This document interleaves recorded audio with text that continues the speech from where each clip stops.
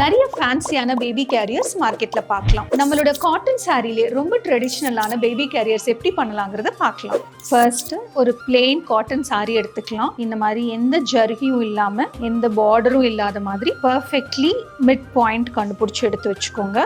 ஹிப்ல இருந்து ஸ்டார்ட் பண்ணிக்கலாம். பின்னாடி இருந்து வந்துட்டு கிராஸ் பண்ணிக்கோங்க. கிளாத்தையும் உள்ளே கொண்டு வந்துக்கோங்க. இப்படி இங்கே மறுபடியும் கிராஸ் பண்ணி பேக்கில் ஒரு கிராஸ் இங்கே கொண்டு வந்து ஒரு நாட் போட்டுக்கோங்க.